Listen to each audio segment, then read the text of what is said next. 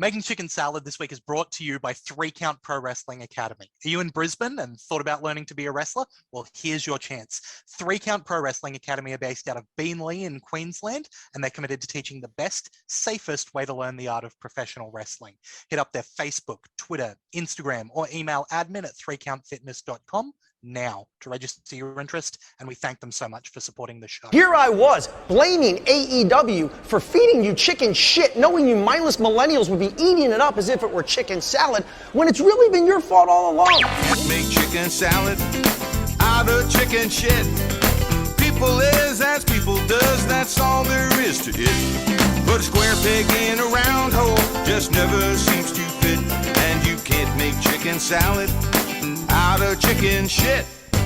Welcome to Making Chicken Salad, the Wrestle Radio Australia show, where we talk about everything that's going on in the world of international wrestling. I am the new Bearcat gimmick, Lachlan Albert, and I am joined by the debut loss to Jeff Hardy, Todd Eastman. Todd, how you doing, mate? Oh, geez, we're getting the future endeavored, are we? Oh, yeah, straight out of the gate. So, Todd, what a quick week. Oh, I know. Yeah, that's quick fortnight. See, normally we only get to talk, once every 2 weeks, but when there's huge news, we've done it once before and we're doing it again. When there's a massive, massive week of wrestling news, we get on here, we throw down another episode, and that's what we're doing right now. So let's talk about the big cuts that have gone over on at WWE. So there was a quarterly investors call that wrapped up, and shortly after there was some cuts to their roster citing budget cuts. Let's go through the names. From the main roster, we've got Keith Lee, Mia Yim, Nia Jax, Karrion Kross, Eva Marie, Lindsay Dorado, Gran Metalik, Harry Smith, and B-Fab, as well as from the NXT roster, we've got Scarlett, Ember Moon, Frankie Monet, Jessie Kamea, Katrina Cortez, Jeet Rama, Oni Lorcan, Trey Baxter, Zeta Ramia, all let go in one fell swoop. Some of the cuts were reportedly made due to refusal of talent to be vaccinated and not being big enough stars to get away with it. So there's rumors that at least 5 of the 8, but maybe more, were due to refusal to vaccinate. Yeah, of the 18, yes. Out of 18 released, 5 apparently due to refusal to vaccinate, potentially more. There's established names that would get regular deals, but WWE's discussing new 60-day trial contracts when signing talent. That's per the Wrestling Observer. They don't want people in NXT for years anymore, is what's being said by Brian Alvarez on the Brian and Vinny show. It's going to be 6 months where they can evaluate, and if they're not getting better, they're out. The Observer says virtually all the veteran wrestlers not being used on television were under consideration to be released this week. WWE, concerned about the age of the roster, isn't interested in hiring any women over 25 years old. B-Fab was listed as NXT talent in Laurinaitis' emails, despite being on SmackDown as per the draft last month. Also, she was believed to have just signed a new deal last week. So that's a bit of a confusing one on that release. There's more to go through, but let's just straight off the dome. What's your initial reaction to this, Todd? Shocked but not shocked, if that makes any sense. I'm not shocked that a lot of these names that I saw got cut, I was like, I didn't really know them anyway. Like, I've seen Jessie Kamea once. Katrina Cortez, if I'm not wrong, is what's her name? She used to be in NXT back in the original NXT with Bateman when it was what's his name, Bateman. She was also in Lucha Underground. I'm trying to remember. I don't think that's who you're thinking of. I think it's someone different. It isn't? Oh, okay, there you go. No, that's the ring name. Katrina was used in Lucha Underground, not her. That's where I'm confused. Okay, well, there you go. So there you go. Oni Lorcan, he'd been around for a fair while. He had the tag team, that group with Pete Dunne and the big fella, but they're sort of split now because the big fella's now up in the main roster. Hasn't debuted yet, but he's on the main roster now. Trey Baxter, they just dropped their title last week. Is that the guy I'm thinking of? One of the tag team, or is that different? No, I think he's an individual.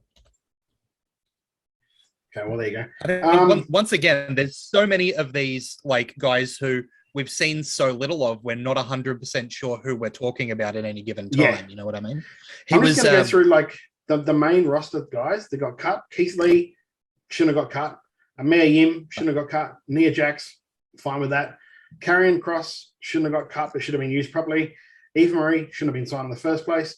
Lindsay Dorado, Grand Metalik, they've had their run. It obviously didn't work out for them. It's sad, but it's that happens. Harry Smith signed, but I didn't actually even know he was properly signed. No, he'd only been back for a tiny amount of time. He was back, then he was out with injury, and then he was out. Yeah, he'd done a dark match. BFAB is confusing because you thought they would have actually given him a bit of a chance in the actual main roster. I don't know if that's one of the vaccination things or not. I'm not sure. But, like, I know there's anti-vax, vax argument sort of thing. But for the WWE at the moment, I think it's more of a, like, if you aren't vaccinated, you can't do overseas tours. So that's on top of that.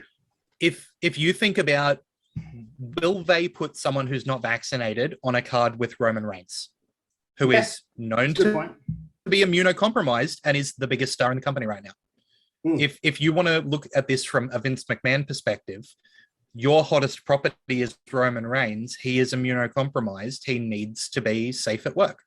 And we know that there's other people who are kicking up a stink about WWE having COVID measures in place, names like Kevin Owens, who are seen as big draws for the company, who want to make sure that they're safe. You know, so I think that there is a lot of reasons to, if someone's not going to get vaccinated, if that can be company policy and you're out the door if you're not going to. I think that seems to be, for a couple of the names, that jumps out at me. For example, Nia Jax was someone that I thought was a WWE lifer no matter what. If Nia had survived the things that she had survived, and I'm on record as saying I think a lot of the issues with Nia were WWE's fault. I think she was undertrained and overutilized. But at the same time, I think that, you know, she was ready to be a WWE person forever. And I think if it wasn't for the vaccination side of it, I think she would still be there. Well, let's face it. Like, I know she's been facing, like, she made a statement that she'd been having mental issues. That's why she'd taken the break that she'd taken, and she'd asked for another, like, because they'd given her a booking sheet for when she was coming back, and then she'd asked for another more time to do it, and then she said that's when she got they didn't get any word back, and then she got her release. But really, I mean, she's not good. She's, for as long as she's been there, she hasn't improved. And every time I see her, she's either like hurting people that she's working with, or she's hurting herself. So and it's like, what do you on do top of when it comes to that? Like, as much as, you know, I've said I think she's undertrained. I think that's a big part of the reason that people are getting hurt. But at the end of the day, she's not someone who people are tuning in for. At least I don't think. I don't think that she's pulling viewers. I don't think that, and the spot that she's in, they've got plenty of fantastic women that could fill that spot. You know, even if you think back to in the last set of releases we had, or, you know, before that in last year's releases, I think, was someone like Jazzy Gabbett, who would fit that spot much better, is a fantastic worker. Everything she's doing as alpha female is fantastic. And yet, you know, they had Nia stick around. I think that it was probably, I honestly think it was the connection to The Rock is the only reason that the company was high on her, you know, but it is what it is. I think that I said to a mate, look, it sucks for someone to get fired while they're on mental health leave, but honestly, for Nia, maybe it should have happened 3 months ago. Yeah. But like, if I look over this whole list, the guys that I think are done wrong by getting let go, Keith Lee, Karrion Kross, of course. And that, to me, obvious I'm ones. looking at this list, I'm not really seeing any, because, I mean, really, what's the ceiling on an Oni Lorcan? They're and like, I loved Oni Lorcan's work, but he's not drawing people to the product. They missed out a lot on the girls, though, like Mia Yim. That's what I was going to say. Yeah, Mia Yim, Amber Moon, Frankie Monet. They're three girls. Frankie Monet is an absolutely wild release to me. So Taya Valkyrie, one of the most decorated women's competitors in the world today, has done great work basically everywhere, is one of the most experienced women's wrestlers in the world. If you're looking through the eyes of WWE, she's a blonde with big cans who can go. So Wow. no, but this is what I'm saying is like, where's the downside? What's the reason for releasing? It's not like she's got a husband who's off working somewhere else, because her husband's working on the main roster. Well, I was going to say, he had to be very worried when Keith Lee and Mia Yim both got released. Then Karrion Kross and Scarlett both got released. When she got the phone call, John must have turned his phone off. Mundo must have been having it. I'm going, just in case. Yeah. Oh yeah, I don't know. Frankie Monet's release is really, I don't understand it at all, because for me, if you're not having her wrestle, she seems like a perfect trainer in that NXT system. Because if you want to talk about someone who's got heaps of experience, can work, knows how to play to a camera, can teach younger women how to go, can get in and physically do it with them to show them how to do it. I don't get it. I don't get that release at all. Look, and I'm just going to put this out there because I know everyone's piling on the WWE for all these budget cuts and all, because they shouldn't be budget cuts for all of this sort of thing. And I'm going to come at it from a business perspective. I know they just announced they had a massive profit for this quarter. Yeah, let's give those exact numbers. So WWE reported third quarter revenues were up 15% to 255.8 million year over year. That's one of several key kind of figures that they announced. Okay. So on top of that, SummerSlam viewership was up 55% from 2020. So they're doing well. Yeah. So they made this amount of money, right? So then you've got all the wrestling observers and all that, and your Sean Ross Saps, and they're going, can you believe the WWE cut all these guys for budget cuts during a time when they're making record profits? Yes, I can. Because at the end of the day, it's a business, and if these people are surplus to what they need, they don't need them.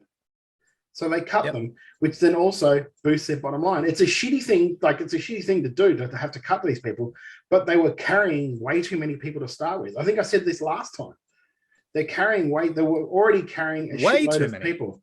And for the longest time, all we've heard about, people criticizing WWE is, oh, their roster is so old. This is the average age of the people that are in the blah, blah, blah.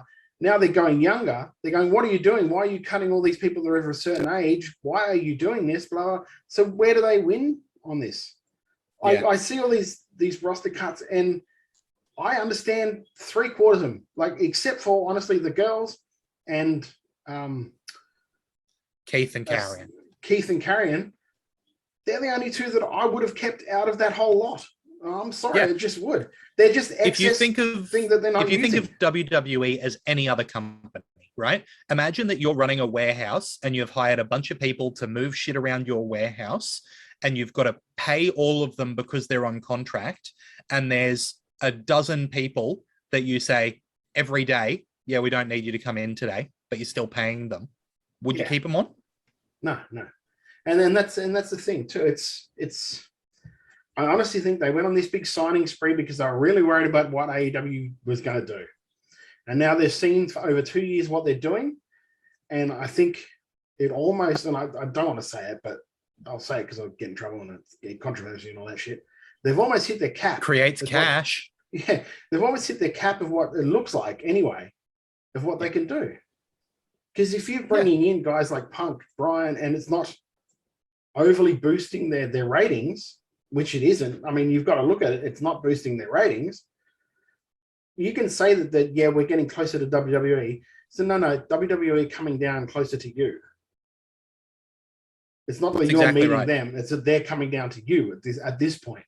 So the WWE is seeing that and going, why have I got all these people on roster when we don't need them? We don't. If you're the WWE, let's look at a guy like Keith Lee, who obviously is an absolutely fantastic talent. But if Daniel Bryan and CM Punk don't already have you watching AEW, is Keith Lee going to get you to turn over?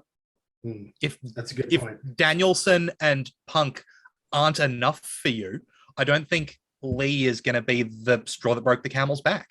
No, it's just, if you think about it, if Kyle O'Reilly and Owens don't re-sign, Kevin Steen don't re-sign, and they go to AEW, it's just ROH 2.0.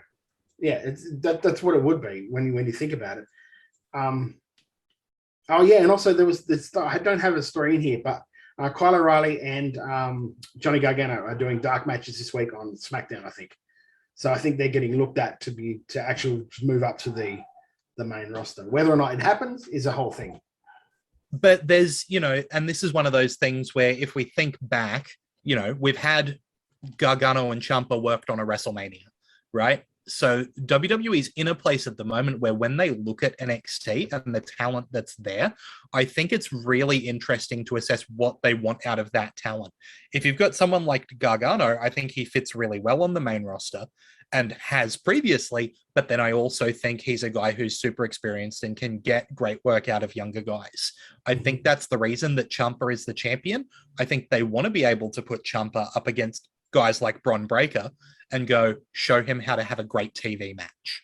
So it'll be interesting to see what happens with Gargano and Kyle O'Reilly, because they are two guys who can teach young people how to have great matches or fit on the main roster perfectly. It feels like they're really versatile and can go either way. Well, especially now that they're doing, if they are going to do it, this whole new 60-day trial contract, because they don't want people in NXT for years. Every 6 months is going to be like a whole boost of people that go up, and the ones that they're not ready to go up will pretty much get like shown the door.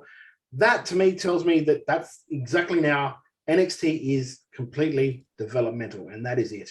Yep. If they're going to recycle guys every 6 months, or cycle people out every 6 months, or even every 2 months by 60-day trials, then yeah, I don't know. There can't be that much cohesion with booking when it comes to that sort of stuff, because you've got guys for 60 days, unless you sign them on for longer. And I think that's going to be the question of, for the people who are putting together NXT, are you going to put someone in a big title match if in 60 days they might be gone? Like, that really becomes a question. But then I'm also questioning if this is the plan they're going with. Can you see someone improve in that 60 days, in that 6 months? Are you getting the chance if the creative team knows that, we don't have this guy super long, let's not put him in a title program? Are you then seeing what that person can put out? It's tough. But that also to me is, you remember how they said there was the one, it was like a month ago or something, they said they weren't going to be looking on the indies anymore for people. They were going to be looking for wrestlers outside of. That tells me that they're not going to be doing that at all. Because if you're bringing people in on 60-day contracts, they're people that already know how to wrestle. Yeah, you're not teaching someone from scratch in 60 days. No way. So that's another thing.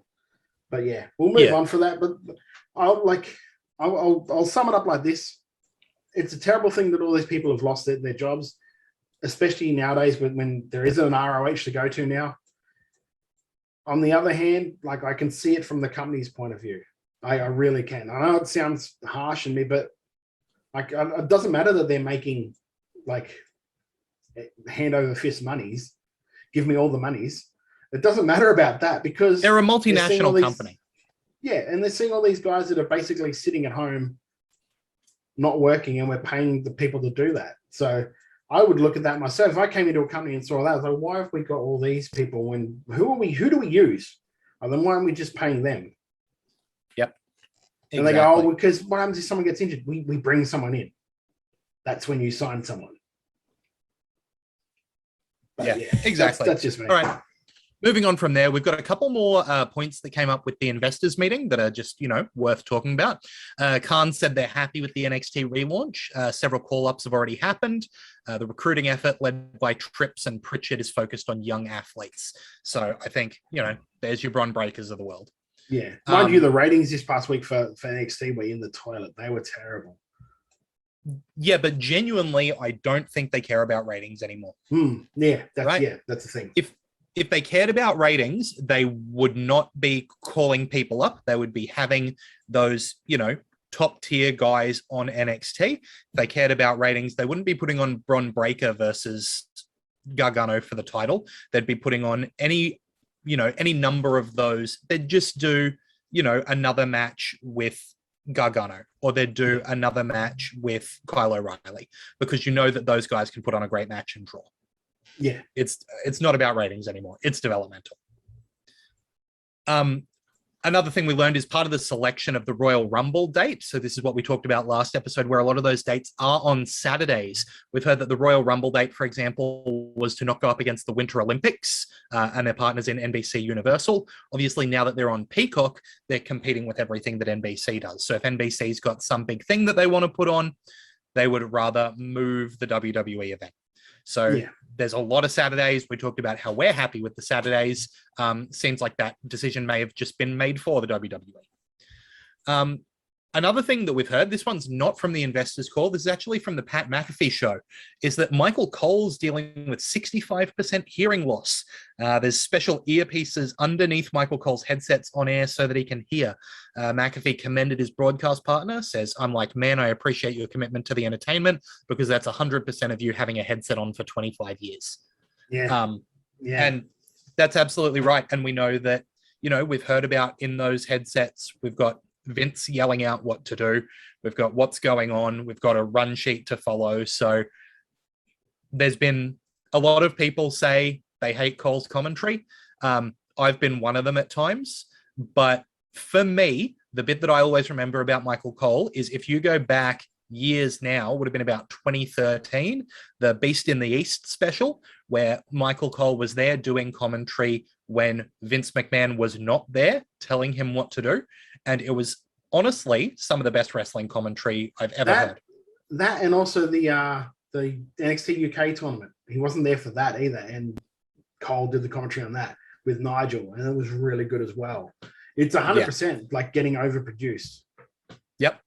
I think that Michael Cole, while I don't love everything that he calls, he's doing his job exactly as it's meant to be done.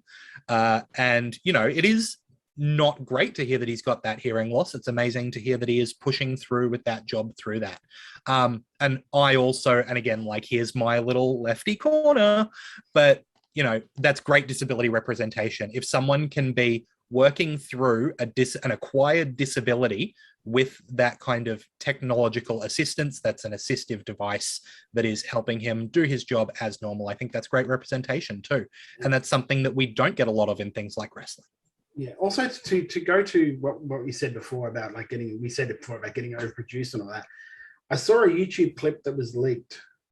I think it was this week even, and you can hear Michael Cole asking Vince. He goes, "Do I have to keep saying, like, I feel like I've said this like 5 times already. Do I have to keep saying, like," is basically what he says is like, and then because you don't hear what Vince says, and he's just like, "Yes, sir. Yep, I can do that, sir. That's fine." Because at the end of the day, Vince is the boss. But that's exactly right. I don't think he's not aware that it's boss time and all of this sort of stuff might annoy people. He knows, but he's getting told. And you can go back and you can read things that people have said who've been in that commentary team. People like Paul Heyman or Mick Foley who've said that they could not do it because Vince just would not shut up and would yell at them to say specific things that they did not think sounded good. But you got to do what Vince says. So that's what that is. But yeah, big kudos to Michael Cole for working through that, and puts in perspective, how much work he does do. Yeah, and not only that, like before we move, the last year or so he's been with Pat McAfee on SmackDown. They've been great. They've been one of my favorite commentary teams to listen to. Because McAfee's got so much energy, and he brings perfect professional. I think he loosens Cole up a little bit. Yeah. Where like Cole can't help himself but laugh at some of the stuff he does. So it sort of relaxes him. So he goes into that more of an easy sort of partnership between the two, which like I said, it's one of my favorite things. Like this week, Rampage was one of my favorite ones to listen to because Jericho wasn't on there. When Jericho's not there, it's a great show commentary wise to listen to. I think the reason why I haven't liked a lot of the Rampages is because he's there yelling for like 50 minutes. Yeah, Yeah. And let's also point out, big props to McAfee. The guy hasn't been doing it very long and is doing an excellent job. I mean, look at the dude. He comes in, hasn't been doing this, wrestles, does an unbelievable job in AEW, in NXT, goes to the main roster to do commentary and knocks that shit out of the park as well. Could you imagine if he didn't decided back in the day that he didn't want to be a gridiron, like a kicker, and just wanted to be a wrestler? He could have had the world on his in a string, really, when you think about it. Oh yeah, he could have been in that GOAT conversation, Anyway, we'll move on. So let's talk about AEW. I am just going to read a tweet from Tony Khan verbatim. John Moxley has allowed me to share with you that he is entering an inpatient alcohol treatment program. John is a beloved member of the AEW family. We all stand with him and Renee and all of his family and friends as he shifts his focus to recovery. Obviously, a bit of a somber story here. Moxley is, we've talked about how sometimes he's up and down, but he really is, if you look at the past decade of professional wrestling, one of the biggest names that has appeared in that space of time, has been a main eventer in WWE and AEW. Really glad to hear that he is, taking care of himself, because addiction it's physical and it's mental. So let's really hope that Mox gets through this and comes out the other side better than ever. Anything you've got to say about that one, Todd? I'm just glad that if he saw that he had a problem, that he realized it and went to get help, because it's not just him, it's his daughter now, it's his wife, it affects everybody around him. Obviously it must have been affecting them to the point where maybe they've said something to him, like, you need to go and get some help. And I'm just glad that he's been receptive to that, because a lot of people aren't. A lot of people will live in denial and then not go and seek the help they need, whether it be alcoholism, whether it be drug dependency, whether it's depression and anxiety, and just not accepting that. The first key, like they always, like the whole saying is that the first key of like fixing a problem is admitting you have one. And now that he's done that, hopefully this will be something that's best for him for the long run. And it goes to show that there's no weakness in seeking out help. If someone is as big of a bona fide badass as John Moxley is going to get help, anyone can go and get help. So with that happening, Mox is obviously off of AEW television at the moment. So I know it's not on our run sheet, but let's talk about what happened with a replacement for him as part of the AEW World Title Eliminator Tournament. The match was originally scheduled to be John Moxley versus Orange Cassidy, with Moxley unable to be on the show. He was replaced by Miro, who won the match. So we are getting the final of that match on Full Gear, Danielson versus Miro. Now, this is one that I wanted to bring up because obviously it's going to get said. This is a match that I don't even remember whether or not it happened in WWE. It probably happened a dozen times in the mid-card and I've forgotten about it. In AEW, is this a much bigger deal?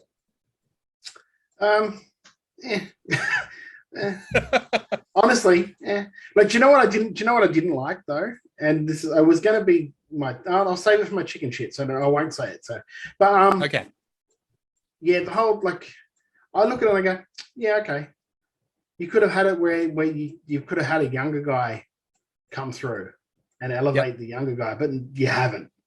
Now, I understand that you want to keep, like, Miro strong, but let's face it, he's probably going to lose to Brian anyway. I mean, if Brian does lose, then it's Miro and Hangman going forward, which can be a fair enough thing. But, I mean, is that really a main event title program that you could see? So I actually think I've got an idea of why it ended up being Miro, and we'll talk about it You know what? Let's jump to this now. Let's talk about the card for Full Gear. I'm going to list off the card for Full Gear, and then I'll come back and tell you why I have the thought that Miro was in that spot. So for the AEW World Championship, we've got Kenny Omega versus Hangman Page. For the Women's World Championship, we've got Britt Baker versus Tay Conti. As the final of the Eliminator Tournament, we've got Bryan Danielson versus Miro. For the World Tag Team Championship, we've got Lucha Brothers defending against FTR. We've got a singles match, CM Punk versus Eddie Kingston. Another singles match is Darby Allin versus MJF. We've got a 10-person in Minneapolis street fight, which is Chris Jericho, Sammy Guevara, Jake Hager, Santana and Ortiz versus Scorpio Sky, Ethan Page, Junior Dos Santos, Andrei Arlovsky, and Dan Lambert. And a Falls Count Anywhere 6-man match with Jurassic Express and Christian versus the Super Click. Now, these is just the matches that have been confirmed so far, and there's a lot of them. And a lot of them are not singles matches. There is a lot of talent on that card. So if you think to yourself, who would you sub in for Moxley? And you go, well, Adam Cole, oh, he's in that Falls Count Anywhere match. Well, what about Jungle Boy? He's also in the Falls Count Anywhere match. You can slot Sammy Guevara. No, he's in the street fight. Oh, well, what about MJ? No, he's already in that match.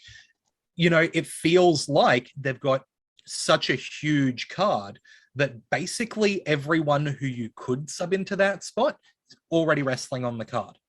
And it kind of had to be a heel as well, going up against Orange Cassidy, against Bryan Danielson. You can't have a good guy splitting the crowd on that. So even if it was, you know, like someone like Jungle Boy, you don't want the face versus face, Danielson versus Jungle Boy, because you want the fans behind Danielson.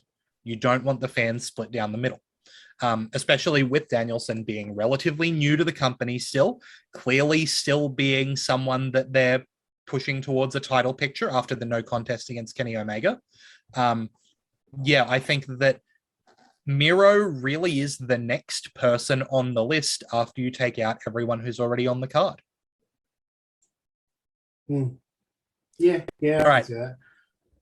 Let's really quickly touch on viewership. AEW Dynamite averaged 878,000 viewers on TNT, which is down 6.7% from last week.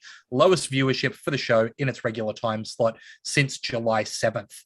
That was the first week since the promotion's return to live touring.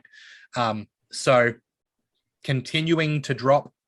Won't be surprised if we see another drop on Dynamite coming up. As we get closer to Christmas, more people are out doing stuff, out shopping, out, having dinners with families. I think we're going to continue to see it drop. It's not a good forecast. It came despite the fact that there was no major sports competition.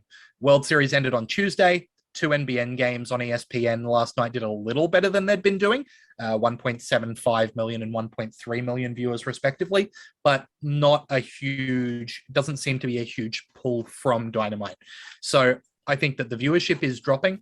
For me, I've said it a lot. I think that a lot of the people who really care about AEW, the people who are going to see the Danielsons and the Punks of the world, are watching it online. And that's not going to work for a company that is, based on a TV deal. As long as they keep up their demo, I think they'll be okay, like contract-wise. And I know Nick Khan keeps talking about, they say that sports rights and that are still going up. So who knows what will happen with it. We'll see. I don't care what they say, they have to be concerned about it, surely, because you're not growing, and that's what you should, even if it's an incremental growth, that's what you should be looking for. You don't need big jumps of things, because that's not sustainable. And I think they've proven that over the last year or so with all these debuts and all of that. These big jumps, they're just not sustainable, because they're not a big jump to stay and then another big jump to stay. It's always like a big jump, then back down, then a big jump, then back down. And I think, for me at the moment, the biggest feud happening in AEW is between Tony Khan and Eric Bischoff. Yep. No, absolutely. There's only a couple of other things that I think we should mention on that Full Gear card. One of them is that we got totally worked with who would be in that Minneapolis street fight. Junior Dos Santos, Arlovsky, and Dan Lambert being the three non-Scorpio Sky and Ethan Page members of America's Top Team entering. Not what we picked, but I'm not particularly interested in the match either way. So it's a lot of green. I look at that, and that's green. a lot of green on that other side. I mean, you've got the inner circle, which is all like Sammy's young, but he's still a veteran of sorts. And basically, we've got his Scorpio Sky and Ethan Page having to hold up that other. And I know they're going to disguise it because it's a street fight, it'll just be shit flying everywhere. Yeah. So they'll be able to disguise a lot of it. But still, that is a lot of green in that card.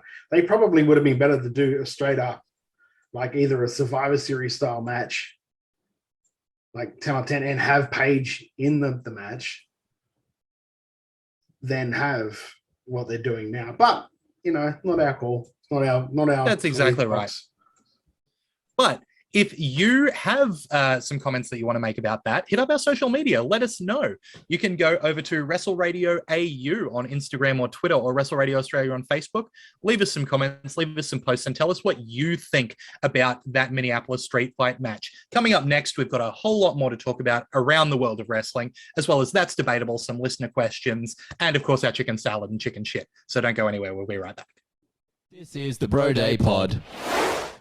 Apparently, he had two stipulations. One, it was an all or nothing in terms of accepting it. Either all of them accept it or none of them accept it. Oh, dude. So if there's anyone, he told them all, look, you either all have to accept it or you all don't accept it. So if there's someone like, no, I don't want it. You then, if you're one of the 14 that's like, no, it's okay. You don't have to. You're my friend. Don't buy this for me. Don't give me $1 million. But then you look at the other 30 and you're like, well, I can't do it to them. So, okay, I'll accept. It ran along those lines, right?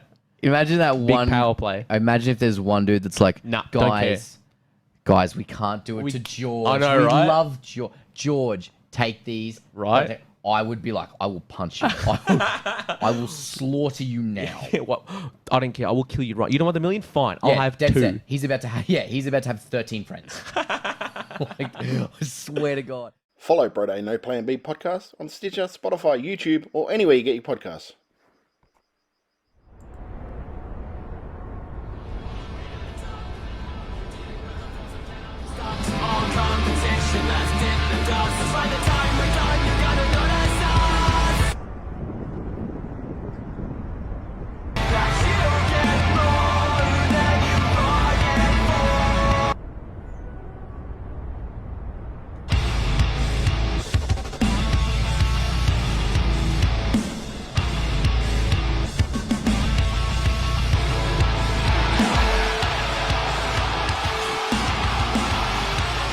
December 3rd, Max Watts.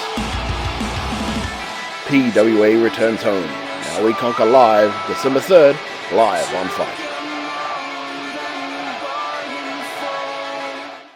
Welcome back. There is plenty more to talk about in the wide world of wrestling. So let's start with what's happening over in New Japan. Robbie Eagles, Aussie favorite, dropped the IWGP Junior Heavyweight title at Power Struggle to new champ El Desperado. Now, you and I were talking a bit earlier, Todd. We felt like this might happen now that he has the Junior Heavyweight Tag Championships with Tiger Mask. But obviously disappointing to see Robbie Eagles lose a belt ever.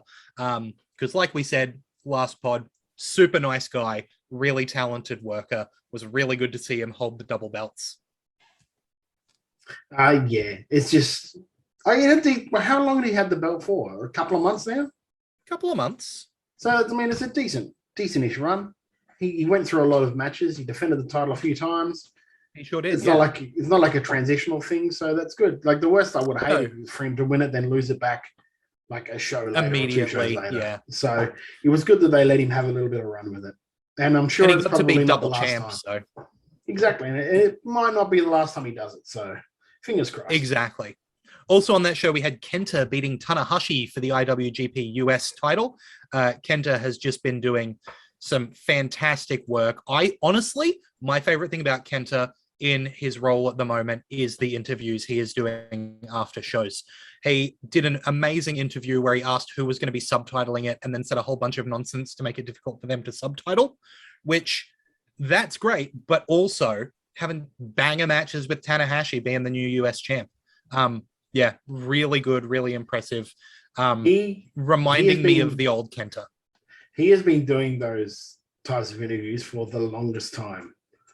There was a while there, if you watched all of them, he started to form a relationship with the guy that was with the behind camera person. Yeah. And then the camera person changed and he got angry. And then the other guy came back and he was angry at him for leaving.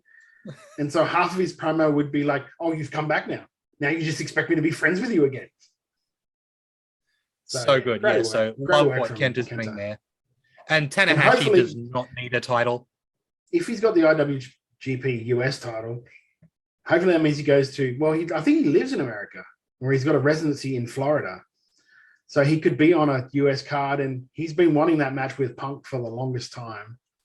Oh, yeah. Trying to claim the GTS back. I would love to see it. That would be nice to see. And I think Kenta's smart enough, or if New Japan are smart enough, they'd say we want it on our show, not bloody AEW. Oh, yeah. Yeah, so 100%. Fingers crossed for that one. And it would not surprise me if CM Punk wanted to work a New Japan show if that was on the table. Yeah, so, even if it's an American show of New Japan. Speaking of American New Japan shows, Okada has announced a match in San Jose's Battle in the Valley against Buddy Matthews. And man, that should be a banger. That's great news for Buddy. That's great news for Buddy, because when they said that they did that little vignette that he was coming to New Japan, we weren't sure who he was going to be working. For all we knew, he was just going to come in to work just maybe a young boy or a Carl Fredericks or someone of that sort of ilk. But to be getting Okada in America on a pay-per-view of that sort of thing, that's a great platform for him to start. Hopefully, if anything, people will see how really good a worker Buddy is, and this just launches him even further. Yeah, we can only hope. Regardless of anything else, let's just really hope that we can see what both of those guys can do. We've seen Okada work those 6-star, 7-star classics, and you and I know that Buddy's got the ability to go at that level. So let's hope that we get to see an absolute classic there. Moving to some more somber news, we've got someone officially announcing that they won't be wrestling anymore, and that is the suicidal, homicidal, genocidal Sabu. Of course, a staple of the old ECW, working through a whole lot of really crazy spots, a very storied history there. Obviously sad to see anyone retire, but when it's someone like Sabu, there has to come a time where you can only do so much, and that man has done a lot. Look, I'm putting it out there, and I don't know if this is a fact or not, but I know not too long ago he lost his wife, girlfriend, partner, Jeannie, Super Jeannie. And so she would accompany him to all of his matches, be his valet and all of that thing. I would not be surprised if this has something to do with that. Yeah, definitely. And that's the thing that I think, that he was in Australia not that long ago with Super Genie, and he is not a spring chicken. But you've got to imagine that when you put a lot of miles on his body. Oh yeah. When you lose someone who is your life partner and is also, really integral to what you do in wrestling, it can't feel the same to wrestle anymore. So, thoughts go out to Sabu. Congratulations on a wonderful career. Yeah, amazing career. Match with him and Taz, guilty as charged. Unbelievable. I'm sorry, Barely Legal. Yes, Barely Legal, the first pay-per-view. Unbelievable match. Had so much good stuff. Good stuff with Rob Van Dam as a tag team partner. Took on Jin, I can't remember how to say his last name. Him and Hayabusa on one of the pay-per-views with him and RVD as a tag team.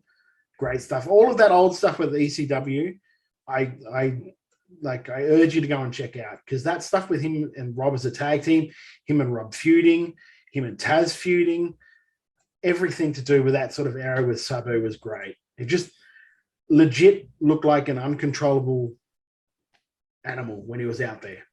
Oh, as far as guys who would just do crazy stuff because they knew it would look good. I remember him climbing up on the big E letter when they had the big ECW sign, climbing up on the E, barely being able to stand on it, because he knew it would make for a great visual. Well, he did it at Raw and nearly killed himself. Yep, that's right. Because it moved when he jumped. And that's the kind of guy that he was in the ring. So a great body of work there. If you haven't gone back and watched those old, horrible, dirty ECW shows, there's some bits that aren't great. There's some bits that aren't great, but the Sabu was always entertaining to watch. Yeah, I don't know anyone that would incorporate a chair into their offense without actually using it on an opponent as much as, or in the way that Sabu used to do. No, everyone else would just hit someone with chairs, and Sabu would use a chair. It was amazing. Yeah. Anyway, moving on to another story that is a little bit disappointing. We talked last week about the mass release of Ring of Honor, and a very prominent Ring of Honor talent immediately went out and suffered a big old injury. Danhausen, very nice, very evil, love that Danhausen, injured himself, got a broken leg, broken tibia and fibula working on an indie show, that's not the time that you want to break a leg, is right after you come out of contract. He has put up a GoFundMe, which is currently at a little over $41,000. So there is obviously a lot of support for Danhausen out in the world. You and I have talked off camera. We love the work of Danhausen. He really is an internet age wrestler, doing some hilarious work on YouTube. Also pointed out that he's got a very strong support on Patreon. So hopefully that will mean that he can, get through this broken leg without too much problem. I've seen that he's got some bookings in February, so hopefully he should be good to go. Any thoughts on Danhausen before we move on there, Todd? Very nice, very evil, very injured right now. But no, if you get a chance, check out his YouTube channel because it's great. He does a lot of unboxing, and I swear to God, I don't think he actually buys any of this stuff. I think fans send him stuff to unbox because he's so entertaining. Yes, so he's a very entertaining worker. I do like I said, if you watch his YouTube blog, you'll fall in love with him because he's a great character. So anyone who doesn't know Danhausen, we'll give you the quick rundown. He wears black and white, very evil-looking face paint. But if I can, I'll put up a photo of him too, so we can. If you're on YouTube, you can see it. His whole thing is that he wants to become very famous to earn lots of money and buy a golden house and a rocket car. He does things like he brings teeth to the ring and pours them in an opponent's mouth to kick them out because they've already got teeth in their mouth, so he can't be disqualified for using teeth. And he does the tequila dance from Pee-wee's Big Adventure on the Apron. Very silly, lots of fun. Get well soon, Danhausen. Yeah, I love when he got released. He thanked Dave Honor for hiring him. Always talking about Dave Honor. That was fantastic. And you're not allowed to swear around Danhausen because they'll take you off the air. That's right. No swearing. Because if he gets taken off the air, then he doesn't make the monies, and he needs the monies. That's right. What a character. What a great wrestling character. Anyway, before we get too stuck on talking about Danhausen, because I could do it all day, let's move on to That's Debatable. Time to play. I forgot all about this. That's Debatable is the segment where we come out and we have a debate about a topic in the wrestling world. We randomly decide who is going to get to take what side of the argument. We get 60 seconds each, and whoever makes the best argument wins. Not who's right, because that's decided by the flip of a coin, but whoever makes the best argument. So I believe last week, unfortunately for me, Toddy was the winner. Was a very close contest there with very, very strong arguments on both sides, I'll say. But congratulations, Todd. But that doesn't matter to me because we had no punishment this past week, so I don't have to watch Roads to the Top. So I'm fine with that. I was thinking about this when I knew I'd won, because it wouldn't have been fun if I was going to lose and done this. There was a pay-per-view ages ago. I think it was called Superstars of Wrestling. Okay. I think maybe is this the one that got put on in Australia? No, it's not. No? It's if I can find it. It was one that was it was so very good. You'll love it. I'll send it to you and you can do a report on it for the next show. Okay, I think, that sounds perfect. What we'll do is we'll each start coming up with some punishment of the worst possible wrestling related media we can find and forcing the other person to watch it. Do you know what I do like though? I like the fact that you're like in your real life, you're into education, and we're making everything like a book report as a punishment. That's right. Fine, I'll get one of my year 5s to write it. It'll be fine. Yeah, it's a shock. Make one of my year 5s watch Roads to the Top. No, I don't think I can do that legally. That's against the Geneva Convention or something. You'll lose your green card for that, or blue card for that. That's right. Anyway, let's talk about our debate for this week. We're asking, should WWE reunify the brands? Should the brand split be over? Raw and SmackDown rosters combined back into one. Once again, I'm flipping the coin, so I'll let you call it in the air. Heads or tails, Todd? Heads. It's tails. So I am going to go ahead and I'm going to take, what should I take? I'm going to take the side of, yes, WWE should reunify the brands. All right. I've got my timer ready here, so I've got 60 seconds to argue the fact, and then Todd will get to rebut. So I will start my time now. The brand split is not helping anyone. There is too much going on where WWE cannot align its talent. By having split rosters, you are limiting who can work with who. Whereas if you streamline into 2 rosters, you can just have whoever fight whoever. And with a roster the size of WWE's, if they want to keep losing people the way they are to save money, to make profit, they need to do that. They need to do it urgently. And honestly, casual fans will lose track of who is on what show at the moment. It is not benefiting them. It does not benefit the hardcore fans who want to see matchups that they can't see because of the brand split. And it doesn't benefit the wrestlers who are on one show where there's someone like Roman Reigns, so they can't get their shot there. Whereas on the other show, they could be a main event talent. I don't think the brand split helps. I think it needs to end. I think there's too many dream matches on the table that WWE is not putting on for absolutely no good reason. There's my time. All right. So, Todd, you've got the argument that the brand split needs to end. I think I gave you the softball here. Fire away now. Hang on. So I've got to, I've got to argue that it's got to keep going, right? They keep the brand split the way they are. Oh, sorry. Yes. Yeah, there's the way you worded it. Then I'm like, what? No, that's what I said. I argued for 60 seconds and then thought you had to argue my point as well. I know. I was like, you said it. I'm like, okay, hang on. That's not the what? Todd, we've recorded 2 weeks in a row. It's too much for my tiny little brain. All right. Okay. All right. Go for it. Your time starts now. Okay. WWE should not reunify the brands. Keep them separate, because what it does there, it creates the very thing that you said. What stops it? It creates dream matches. Because if, say, an AJ Styles is on one brand and a Roman Reigns is on another, and you want to see those 2 guys fight, you're going to see it later on down the track. Maybe when they merge for a WrestleMania, or if they do a draft where they swap guys over, then those dream matches can happen. That can build up anticipation. It also creates the fact that you have to watch on a Monday night if you're going to see the guy that you want to see, and say there's a couple of guys you want to see. You like a AJ Styles and you like a Kevin Steen or a Kevin Owens. Kevin Owens is only on Monday nights. AJ Styles is only on Friday nights. I'm going to have to watch both shows to be able to watch both guys. It's as simple as just creating that need to have to watch the both shows to see all the superstars you want. And if you want to do the whole thing where you do dream matches, then you have your shows like your Survivor Series, your WrestleManias, where you can build to invasions, big matches. All right. So pulled that out of my ass. Yep. Very well done. I think what might have actually happened there is we might have each gone with the argument that we think less of, I think is what might have happened. But that's the challenge of a segment like that's debatable, because once again, we'll emphasize you're voting on who had the more convincing argument, who did the better job of getting across the point, even if you disagree with their point.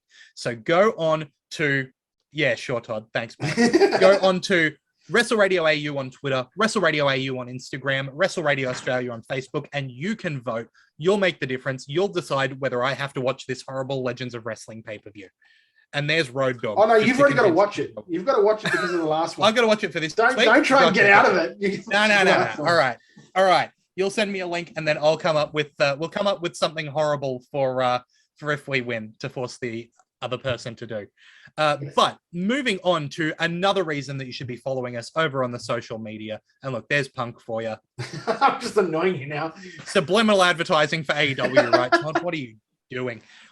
If you are over on the social medias, you can provide us with some listener questions or comments. And we had a great question from listener Ash Kinnear this week, who asked, out of all the releases in the past week, who was the ball dropped with the most, and how would you have booked them? I'll let you fire away as someone with some booking experience, Todd. Who was the ball dropped with the most? How would you have booked them? Well, I mean, I think it's a walk-up start that Keith Lee is the one that they dropped the ball with the most. And the way I would have booked him is exactly the way they booked him towards the end, but I would have kept going with it. Destroying guys left, right, and center until a babyface popped up to defend them. And it's as simple as that. It's not a hard equation to do when you've got a big guy like Keith Lee, especially one that can talk. If you want to make him a heel, then you do that sort of stuff where he comes out, destroys people, like handicap matches, he destroys two people to the point where, like, one time maybe he goes over a little bit hard on, say, a Grand Metalik or a Lindsay Dorado, to the point where further up the card, babyface comes out to stop it, and that sets the whole thing in motion. It's as simple as that. It's building a monster and then having that monster get slayed by a good guy. That's all right. Yeah. Great answer. I've got an answer that I think will come a little bit out of left field here. I think Ember Moon. Ember Moon is absolutely phenomenal, has been for a long time. And if you go back and watch her ascent in NXT, it was one of the most exciting storylines I have ever watched in wrestling. And I think if I had to fix the booking on this, it's really simple. I would have rebooked the storyline that stuffed up in NXT because Asuka got injured. You do that exact same storyline, but you do it on Raw or SmackDown. You make Asuka an unkillable monster with the title who is so good that she starts to get overconfident and she starts to be mean and nasty, and then she starts to cheat to win a little bit. And then Ember comes up, and Ember has the Eclipse, which is the deadliest move in wrestling. It is the ultimate finisher that no one can kick out of. And then we have 3 matches, Ember versus Asuka for the title. And the first one, Ember loses because she can't hit that Eclipse. Asuka just dodges it, and she cheats to win and retains. Then we have a no contest where Ember manages to hit the Eclipse, but something happens, rolls out of the ring, it goes to count out, she can't capitalize, and then finally Ember becomes women's champion by hitting that Eclipse, keeping the unbeatable Asuka down for 3 and taking the title. It's the storyline that they were building in NXT. They got 2/3 of the way through, and then Asuka got injured and had to vacate the title, and it got given to Ember. Because that storyline didn't have a payoff, do it again on the main roster, make Ember the absolute star that she should have been. That's what I would have done. Look at you. You're a booking hat. Well done, mate. Hey, I'm learning from the best. Oh, well, can you send him my way? Because I need help. All right, so big shout out to Ash Kinnear for that question over on Facebook. We had another comment from Michael Stieber, who I'll also just give a few highlights of what he said. Particularly sad about Keith Lee and Karrion Kross going. Loved them both in NXT. Excited to see what would happen with the move-ups and Kross's debuts on the big show as champion. The writing was on the wall with Kross's loss to Jeff Hardy, not to mention losing Scarlett, taking away a big part of the mystique. She really added something to his performances. Suddenly not having her was a loss, but expected. Keith Lee, we won't go into how they ruined his entrance when he moved up, but especially sad about this one. Could have been the big guy of big guys for a long time. They started to build him up, even booked him a win against Orton in a pay-per-view. That's a really good point that I forgot about. Then he had to take time off for some health issues, came back with an altered name, and they didn't do anything. He said, I'll miss Ember Moon as well. Really enjoyed watching her work. All this, along with how WWE handled Banks versus Belair, left a sour taste in his mouth. He said, for the record, I don't mind the title being dropped to someone who never truly lost it. I thought Belair's run and build up as champion deserved a lot better than being squashed in under 30 seconds. I agree with a lot of what Michael's come to say here. Absolutely spot on, mate. So with that, please come over to the social medias. Tell us what you're thinking about how wrestling's going on at the moment, and we can speak to it. But it's time for the segment that we're named for, Chicken Salad, Chicken Shit. Todd, what have your chickens been doing this past week? Which one are we going with first, mate? The chicken shit? Do we go chicken shit first and then go to chicken We like to afterwards? start with the chicken shit and end positive, so give us what you hated.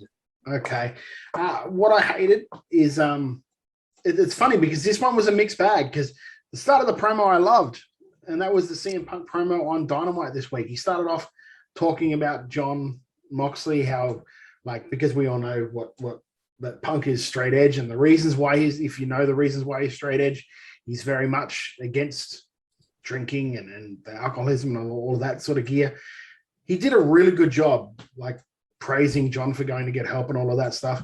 But then when they moved into storyline, I don't understand the logic in this argument at all. And if you didn't hear it, or maybe you did hear it and maybe you didn't pick it up, he basically said the reason why he didn't take the spot, that John's spot in the tournament, was because he wanted to talk to Eddie Kingston.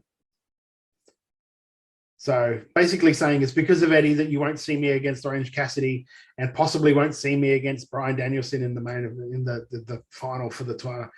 And it's because I want to talk to Eddie Kingston. When has ever been having to talk to someone stop someone from being in a tournament, especially when the guy that he wanted to talk to wasn't even there for that show?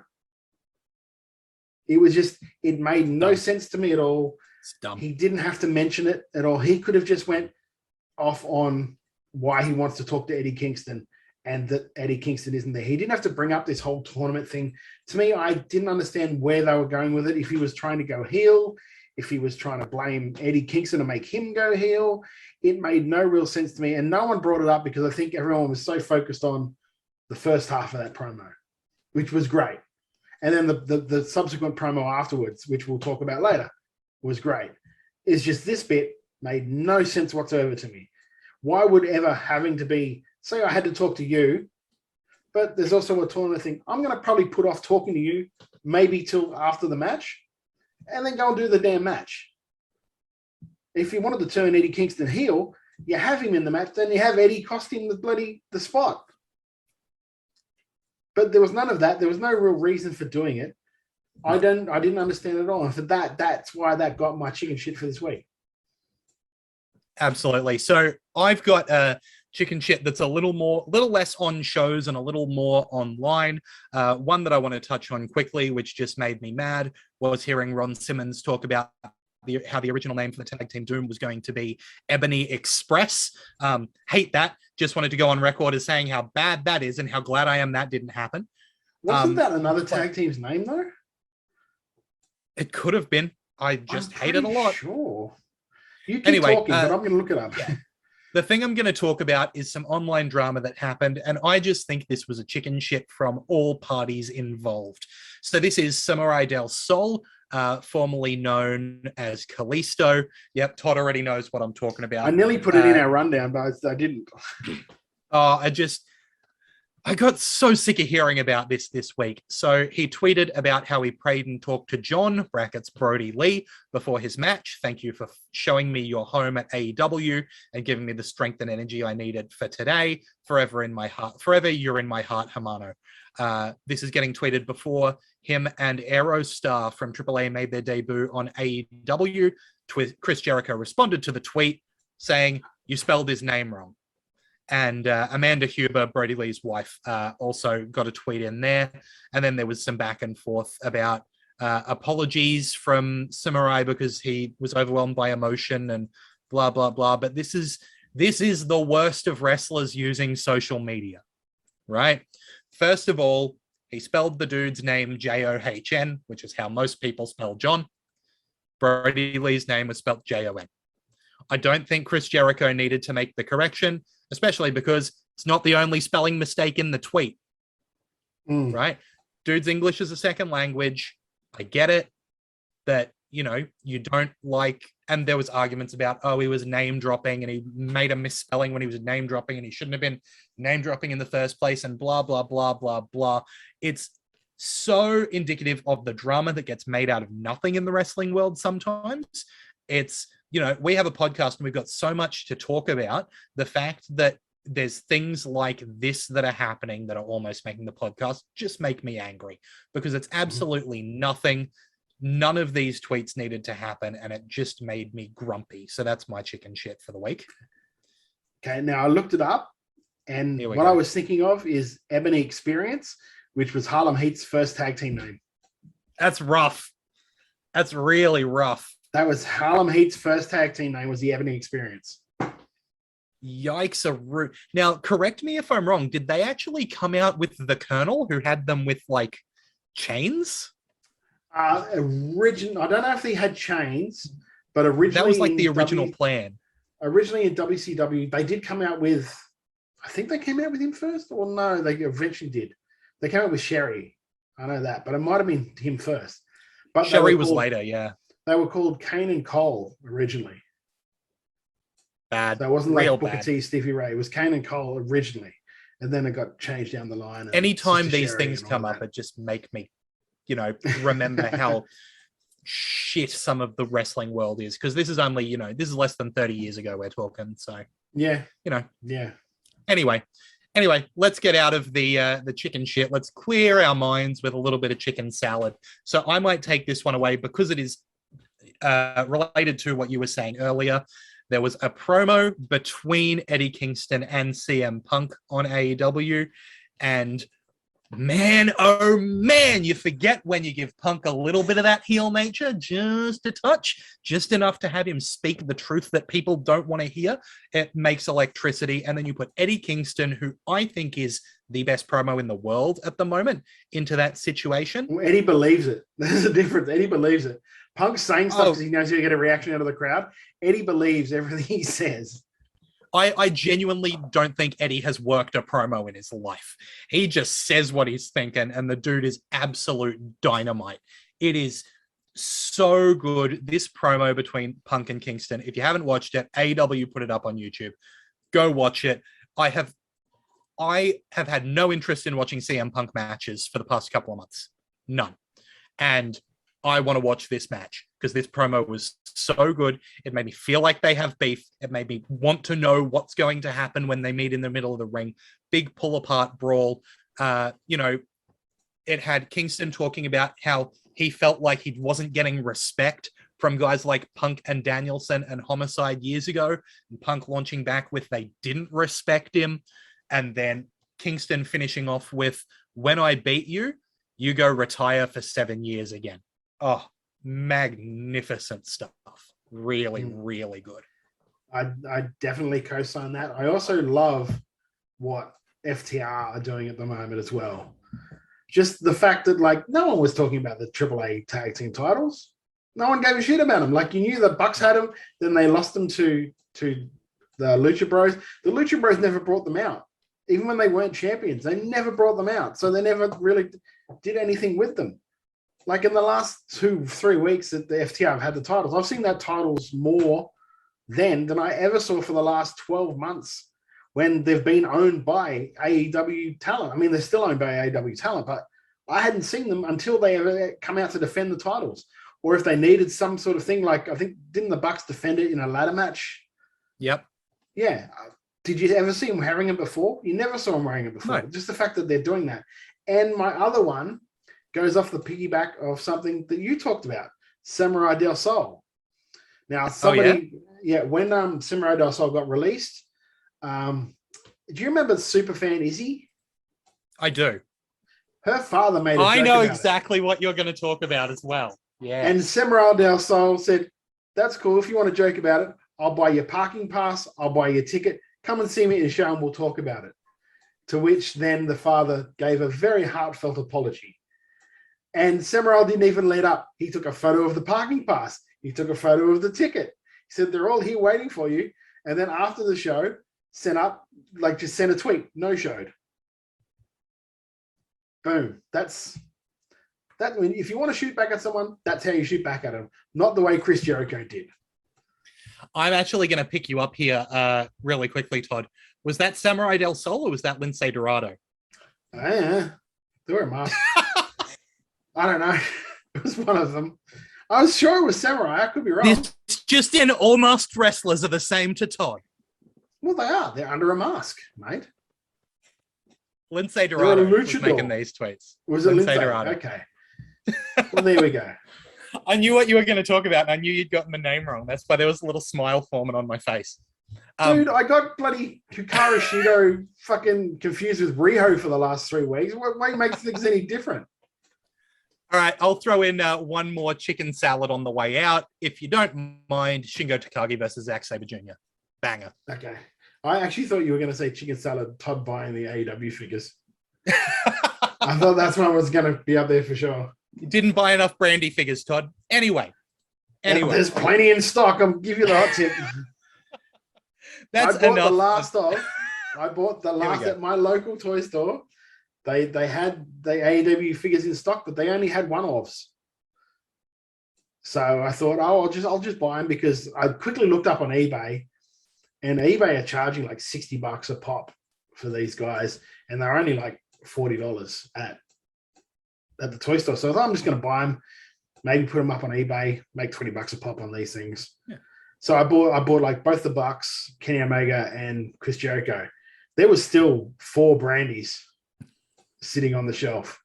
And I dare say if I go back next week, there will be 4 Brandies sitting on the shelf.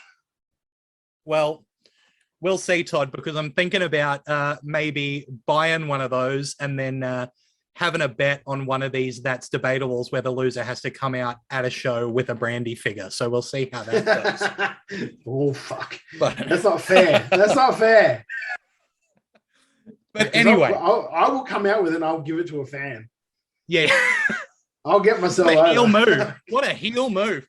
That's right. That's enough of us talking crap. We need to plug the pod. So that means that if you haven't already, make sure you're subscribed to Wrestle Radio Australia. It's free. You can do it on YouTube. You can do it on Apple Podcasts. You can do it on Spotify. You can do it on Stitcher. You can do it on Podcast Addict. You can do it on whatever podcast catcher you use to get your podcasts. Subscribe to Wrestle Radio Australia. You don't just get these episodes of Making Chicken Salad. You also get the wonderful main feed for Wrestle Radio Australia, which has some awesome interviews. I know last week I talked about how good that Istria interview is. This past week, it's been with Australian wrestling podcasting royalty, Concrete Davidson, an absolutely fantastic chat there. So make sure you check that one out. Thank you, sir. If you're subscribing on Apple Podcasts, especially, please do us a big favor. Give us a rating and review. Makes a huge difference. Gets us into more ears. Means we can keep doing this. We can keep having fun with it. The socials: Wrestle Radio AU on Twitter, Wrestle Radio AU on Instagram, Wrestle Radio Australia on Facebook. If you're following us on Twitter, you can give Todd a follow at Beast Eastman and give me a follow at Lachlan Albert. That's right, I fixed it. So there's all of that going on. Please do keep in touch. Because I mentioned those socials, go on over there, ask questions, give us comments. We can put it on the show. What have you got to mention there, Todd? Well, we talked about this pre-show because I found something when I was cleaning my... touching on my very personal. I found something when I was cleaning my TV room up, and it's this, and it's a WrestleMania steel cage challenge game, right? And all of this is, I think you put a couple of batteries in it, you plug it into the back of your TV, and it's the old Nintendo game, but it's got like Macho Man, Undertaker, Bret Hart, Razor Ramon, Warrior, Ted DiBiase, Piper, you can all play as. So what I'm thinking of is that when we put this show up, we put it up on all the thing, we put it up, and I think because what I've got now is I've got a link tree for all of our things. So the link tree takes you can go to YouTube, Spotify, Apple Pods, or our direct download at Libsyn. So when I put the thingy up for it, if anyone who shares it, tags us in it, Wrestle Radio AU, at the start of either next week or the week after, whichever. How long do you want it to go for, mate? Do you want it to go for just till the next episode, or let's do 2 weeks. Let's give a chance for us to replug it on the pod, give people a chance to enter, just if they don't make it in time. So for the next 2 weeks, if you go over onto the social medias, share that link tree and tag Wrestle Radio Australia to go into the draw. Yeah, so there you go. Untouched, because I don't know why, but the idiot I do know why. Because I bought this, and then the week after, I bought one of those arcade emulators. Yep. Which has this on it. So I was like, oh, well, I had no real reason to buy this. So it's never been opened. It's practically brand new.